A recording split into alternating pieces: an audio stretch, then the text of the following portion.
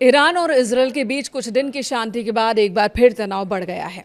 खतरनाक स्तर पर पहुंच गया है इस वक्त तनाव, जहां दोनों देशों ने एक दूसरे पर सीधे मिसाइल और हवाई हमले शुरू कर दिए। अप्रैल में हुए एक नाजुक युद्ध विराम के बाद यह पहला मौका है जब दोनों देशों के बीच इस तरह की भीषण गोलाबारी देखने को मिल रही है। ताज़ा घटनाक्रम क्या है और इसका असर क्या होगा? आने वाले दिनों में विश्व को किन परिस्थितियों से जूझना पड़ जाएगा, जहां एक तरफ युद्ध खत्म होने की अटकलें लगाई जा रही थी और ये उम्मीद जताई जा रही थी कि किसी बातचीत तक, नतीजे तक पहुंच जाएंगे, वहीं दूसरी तरफ ईरान और इजरायल ने एक दूसरे पर अटैक को और तेज कर दिया है। तो इसकी वजह क्या है, जानते हैं। नमस्कार, मैं हूं आपके साथ मेनका चौधरी। ताज़ा घटनाक्रम क्या है, युद्ध के अपडेट्स क्या हैं, जान लेते हैं। बेरूत में इजरायल द्वारा किए गए हमलों के जवाब में ईरान के इस्लामिक रेवोल्यूशनरी गार्ड कॉर्प्स यानी कि IGRC ने इजरायल पर बैलिस्टिक मिसाइलों की बौछार कर दी है। यरूशलेम समेत कई इजरायली शहरों में हवाई हमले किए। सायरन की आवाज हर तरफ गूंज रही है, विस्फोटकों की आवाजें सुनाई दे रही हैं।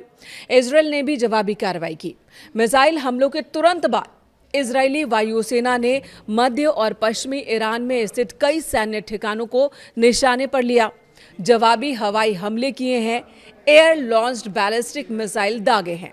ईरान के इन इलाकों में कोहराम मच गया, जिसके बाद ईरान ने तेहरान के मुख्य हवाई अड्डे यानी कि इमाम खमैनी अंतर्राष्ट्रीय हवाई अड्डे के आसपास के हवाई क्षेत्र को पूरी तरह से बंद कर दिया।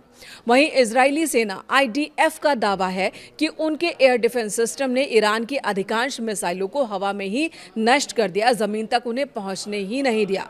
हालांकि खतरा अभी टला नहीं है। यमन से भी हमला जारी है, यानी कि एक तरफ तो ईरान अटैक कर रहा है और उसी दौरान यमन की तरफ से भी इजरायल की ओर मिसाइल दागी जा रही है। मतलब हुती विद्रोहियों ने भी इजरायल पर फिर से हमला कर दिया, जिसे इंटरसेप्ट करने के लिए इजरायली डिफेंस सिस्टम एक्टिव रहा पूरे वक्त।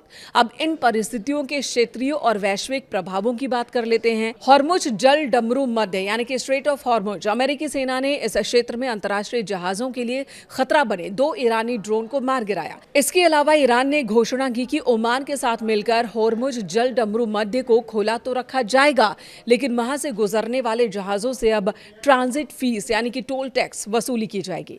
ईंधन की कीमतों में बढ़ोतरी जारी रहने का खतरा है। यह सबसे बड़ा खतरा इस वक्त विश्व के सभी देशों के सामने है। इस वैश्विक संकट के कारण दुनिया भर में LPG और कच्चे तेल की सप्लाई चेन प्रभावित हुई है, जिससे भारत समेत कई देश हैं वो जूझ रहे हैं। घरेलू गैस और तेल की कीमतों में लगातार इजाफा हो रहा है और ये इजाफा भविष्य में भी जारी रहने का डर है। एक बड़ी आशंका है, जिससे इन तमाम देशों को महंगाई से और जूझना पड़ेगा। वहीं सऊदी अरब में अलर्ट जारी कर दिया गया। अमेरिकी सैनिकों की मेजबानी करने वाले प्रिंस सुल्तान एयरबेस के इलाके में सऊदी अरब ने मिसाइल अलर्ट जारी किया है। राजनयिक प्रयास क्या किए जा रहे हैं, गतिरोध को लेकर और क्या खबर है राजनीतिक स्तर पर, यह भी जान लेते हैं। लेबनान सीजफायर संकट, जी हां, खड़ा हो गया ये संकट।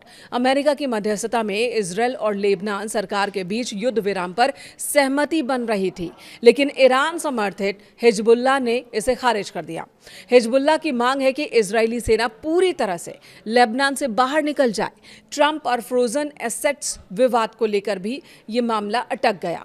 अमेरिकी राष्ट्रपति डोनाल्ड ट्रंप युद्ध विराम की कोशिशों में लगे हैं, लेकिन अमेरिका ने ईरान की फ्रीज की गई 24 अरब डॉलर की संपत्ति को वापस करने से इनकार कर दिया। अमेरिका इस पैसे का इस्तेमाल जंग में खाड़ी देशों में हुए नुकसान की भरपाई के लिए करना चाहता है, जिससे ईरान भड़क उठा। मध्यस्थता की बात भी की गई। पाकिस्तान के गृह मंत्री मोहसिन नकवी फिलहाल तेहरान में ही हैं और अमेरिका ईरान के बीच इस गतिरोध को सुलझाने की मध्यस्थता की कोशिश कर रहे हैं, लेकिन वो पूरी तरह से नाकाम ही दिख रहे हैं। अभी तक की तमाम कोशिशें नाकाम रही और एक बार फिर से जब ईरान और इजरायल ने एक दूसरे पर ताज़ा हमलों की शुरुआत कर दी है, तो मध्यस्थता की अभी तक की सारी बातें जो हैं वो शून्य नजर आ रही हैं। तो आने वाले दिनों में ये युद्ध अभी और जारी रहने का अनुमान है, आशंका है, जिसका असर पूरे विश्व पर देखने को मिल सकता है आगे भी, अभी भविष्य में भी।